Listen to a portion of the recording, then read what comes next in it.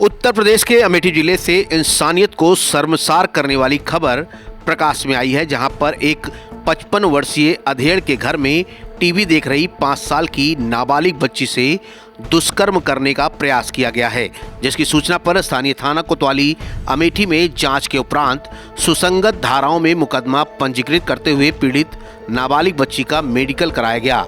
आपको बता दें कि यह मामला 2 दिन पहले 5 जुलाई का है, जहां पर अमेठी कोतवाली क्षेत्र अंतर्गत एक गांव में रहने वाली नाबालिग बच्ची के पिता अपने पड़ोस में 55 वर्षीय अधेड़ के घर टीवी देखने गई थी।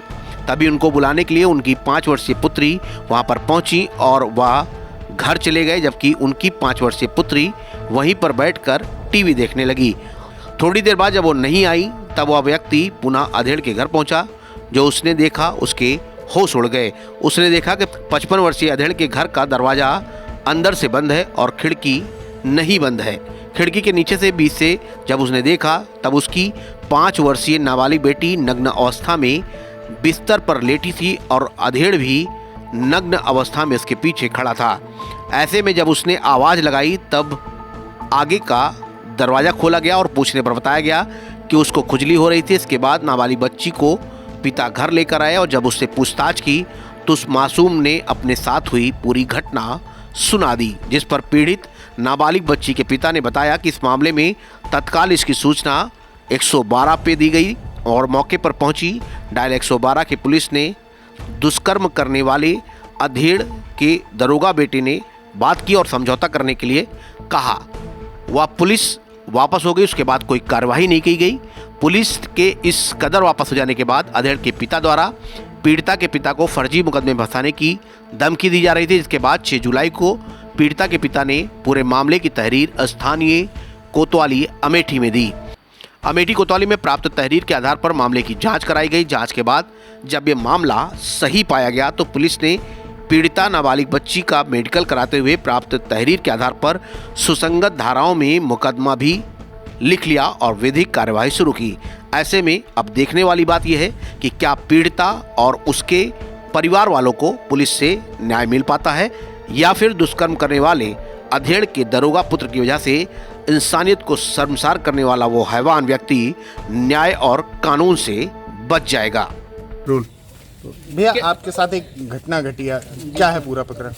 जी सर, मेरे लड़की के साथ 4 साल की लड़की है और 55 साल के वो आदमी हैं, बूढ़े हैं और थोड़ा घर के बगल के हैं। हाँ, वो मैं गया वहाँ पर मैं बैठा था, टीवी देख रहा था। उसके बाद मैं आया वहाँ से, तो मेरी लड़की वहाँ पर मुझे बुलाने गई। फिर मैं वहाँ से चला आया, बोली मम्मी का खून गिर रहा है, तो मैं गया घर।